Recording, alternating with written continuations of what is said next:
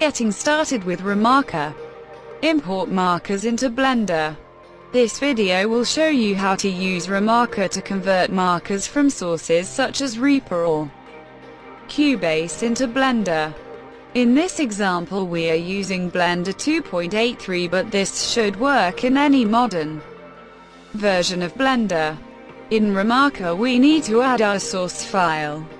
Then we set the source frames per second to match the source software. Next we select Blender 3D as our output software. Now we are ready to press convert. ReaMarker will now ask us for the FPS of the Blender scene. This is very important and cannot be changed later. Today we will be using 25 frames per second. Then press export. We can now import the markers in Blender. When opening up a blank Blender file, we can navigate to the Scripting Layout tab or open a new scripting window. At the top of the scripting window, press Open and locate the file generated by ReaMarker. Select the file and press Open Text. This will load a custom script into Blender.